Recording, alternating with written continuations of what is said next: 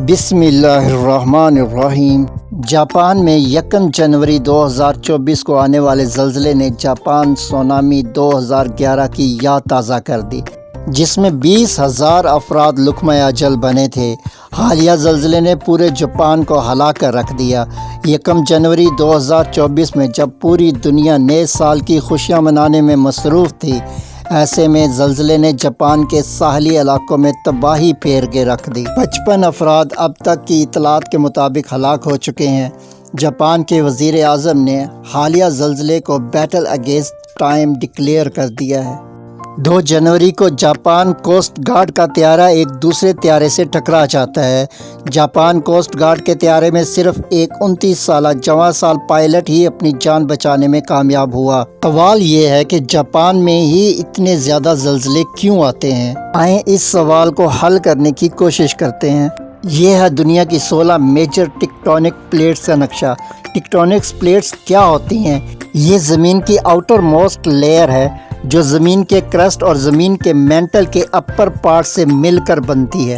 زمین کے کور میں حرارت سے کنویکشن کرنٹ پیدا ہوتا ہے جو ان ٹیکٹونک پلیٹس کو حرکت میں لاتا ہے۔ اسی وجہ سے یہ ٹیکٹونک پلیٹس اپنی جگہ تبدیل کرنے کی کوشش کرتی ہیں تو ان میں غیر معمولی تھر تھراہٹ پیدا ہوتی ہے جو زلزلے کا باعث بنتی ہے۔ جاپان بھی ان ٹیکٹونک پلیٹ کی باؤنڈری پر واقع ہے۔ جاپان کے نیچے 4 ٹیکٹونک پلیٹس آپس میں ملتی ہیں: Pacific plate, Philippines plate, Eurasian plate, north American plate. Pacific plate کی باؤنڈری پر سب سے زیادہ ٹیکٹونک تھرتھراہٹ پیدا ہوتی ہے، اس لیے پیسیفک پلیٹ کی باؤنڈری کو رنگ آف فائر کا نام دیا جاتا ہے۔ اسی وجہ سے اس باؤنڈری پر دنیا میں سب سے زیادہ زلزلے آتے ہیں اور دنیا کے سب سے زیادہ آتش فشاں بھی یہیں موجود ہیں۔ انڈین اور یوریشین پلیٹ کی باؤنڈری پر کوہ ہمالیہ اور نیپال واقع ہیں۔ یہی وجہ ہے کہ نیپال میں بھی تباہ کن زلزلے آتے ہیں۔ ٹیکٹونک پلیٹس کی باؤنڈری 3 قسم کی ہوتی ہے: convergent boundaries, divergent boundaries, transform boundaries. ان 3 قسم کی باؤنڈریز میں کنورجنٹ باؤنڈریز اور ٹرانسفارم باؤنڈریز نسبتاً زیادہ تباہ کن زلزلوں کا باعث بنتی ہیں۔ پیسیفک پلیٹ کی رنگ آف فائر کے نیچے کنورجنٹ باؤنڈری واقع ہے اور اس کے ایک مخصوص حصے کو سبڈکشن زون کہتے ہیں۔ سبڈکشن زون باؤنڈری کا وہ حصہ ہے کہ جہاں ایک پلیٹ دوسری پلیٹ کے بالکل نیچے دھنس کر زمین کے مینٹل تک پہنچ جاتی ہے۔ ٹیکٹونک پلیٹس کی رگڑ سے سمندر میں ایک سوراخ نما گڑھا بن جاتا ہے جسے ٹرنچ کہتے ہیں۔ تصویر میں غور سے دیکھیں، یہ آپ کو نظر آئے۔ سمندر میں یہ ٹرنچز عموماً سمندر کے سب سے گہرے علاقے بن جاتے ہیں۔ اپنے آس پاس کے سی بیڈ سے یہ 3 یا 4 کلومیٹر زیادہ گہرے ہو سکتے ہیں۔ دنیا میں سمندر کی سب سے گہری کھائی ماریانا ٹرنچ بھی اسی قسم کی ایک ٹرنچ ہے۔ ماریانا ٹرنچ میں چیلنجر ڈیپ کی گہرائی 10.9 کلومیٹر ہے۔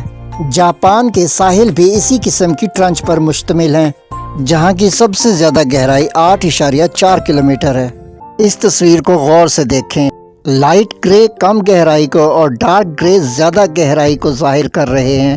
دنیا میں اکثر ساحل آپ کو کم گہرائی میں نظر آ رہے ہیں، لیکن زوم کر کے آپ جاپان کے ساحلوں کو دیکھیں، وہ ڈارک گہرے رنگ میں موجود ہیں۔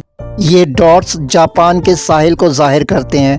غور سے دیکھیں، وہاں گہرا ڈارک رنگ موجود ہے جو اس کی گہرائی کو ظاہر کر رہا ہے، اور اس سے اوپر پیسیفک پلیٹ کی رنگ آف فائر موجود ہے۔ یہاں سمندر سب سے زیادہ گہرا ہے، یہاں دنیا کے سب سے زیادہ آتش فشاں ہیں اور دنیا کے سب سے زیادہ زلزلے بھی یہیں آتے ہیں۔ جاپان کی کوسٹ لائن ٹرنچ کے اتنے نزدیک ہے کہ سونامی کی وارننگ بھی کام نہیں کرتی۔ دنیا کے 90% زلزلے اسی رنگ آف فائر میں آتے ہیں اور دنیا کے 75% آتش فشاں کا گھر بھی یہی رنگ آف فائر ہے۔ اور جاپان میں سونامی 2011 کی وجوہات بھی یہی ہیں۔ اب ہم پاکستان میں زلزلے کے خطرات کے حوالے سے بات کرتے ہیں۔ اس بات میں کوئی شک و شبہ نہیں کہ پاکستان زلزلے کے حوالے سے فالٹ لائن پر واقع ہے، لیکن پاکستان پیسیفک پلیٹ پر واقع نہیں ہے، یا پھر یوں کہہ لیں کہ پاکستان رنگ آف فائر پر موجود ممالک کی فہرست میں شامل نہیں ہے۔ یہ ہماری خوش قسمتی ہے کہ ہم رنگ آف فائر سے بہت دور ہیں۔ اس امر پہ ہمیں اللہ تبارک و تعالیٰ کا شکر ادا کرنا چاہیے۔ چینل سبسکرائب کر لیں، بیل کا نوٹیفیکیشن آن کر لیں، لائک کریں، شیئر کریں، کامنٹ کریں۔ شکریہ۔